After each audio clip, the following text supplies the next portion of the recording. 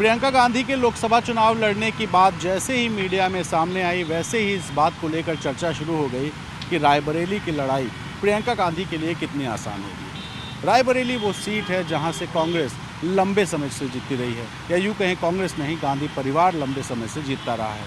सोनिया गांधी भी इस सीट से रहीं, इसके अलावा इंदिरा गांधी भी इस सीट से सांसद बन करके देश की संसद पहुँच चुकी है। लेकिन क्या इस बार सोनिया गांधी की गैर मौजूदगी में प्रियंका गांधी आसानी से चुनाव जीत लेंगी? ये एक ऐसा सवाल है जिसका जवाब तो शायद नतीजों से पता चलेगा, लेकिन प्रियंका गांधी के लिए लड़ाई इतनी आसान नहीं होगी। अब इसकी वजह बताते हैं। 30 सालों से ज़्यादा हो गया जब कांग्रेस यूपी की सत्ता से बाहर है। 10 सालों से कांग्रेस केंद्र की सत्ता से बाहर है।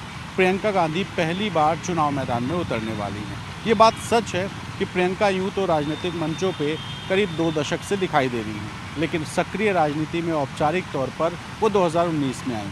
2019 में जब प्रियंका गांधी आई तो कांग्रेस का ग्राफ ऐसा गिरा कि कांग्रेस लोकसभा में यूपी से सिर्फ 1 सीट जीत पाई।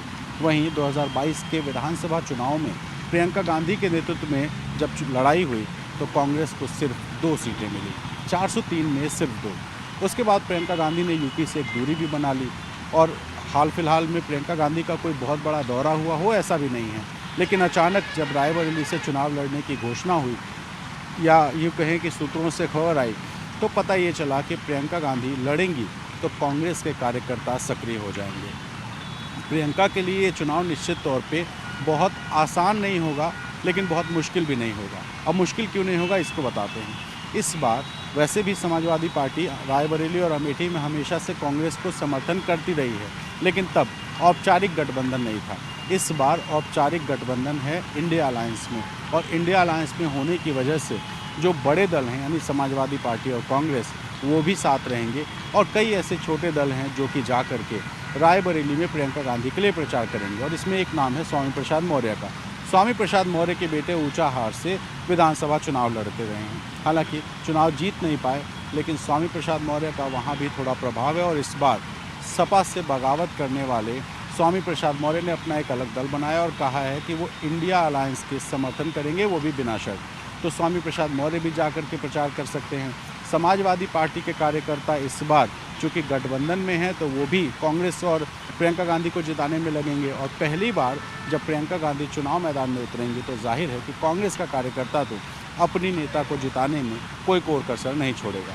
लेकिन बीजेपी भी प्रियंका गांधी को हराने में कोई कोर कसर नहीं छोड़ेगी, और इसी वजह से अब तक बीजेपी का कोई प्रत्याशी घोषित नहीं हुआ है, क्योंकि बीजेपी इस बात का शायद इंतज़ार कर रही है कि औपचारिक तौर पे प्रियंका गांधी के चुनाव लड़ने की घोषणा हो, और उसके बाद हम इस बात की घोषणा करें कि प्रियंका गांधी के खिलाफ कौन मैदान में उतरेगा। वहीं अब कांग्रेस पार्टी ने अगर ये तो सोच लिया है, तो इससे पहले बहुत सारे रिसर्च हुए होंगे, और तब जाके प्रियंका का नाम शायद फाइनल हुआ। और इस वजह से हम कह रहे हैं कि प्रियंका गांधी की लड़ाई ना बहुत आसान रहने वाली है और ना शायद बहुत मुश्किल, लेकिन मुकाबला रोचक होगा, ये फ़िलहाल तय माना जा रहा है। लखनऊ से कैमरा पर्सन राजेश गुप्ता के साथ रणवीर, NDTV इंडिया के लिए।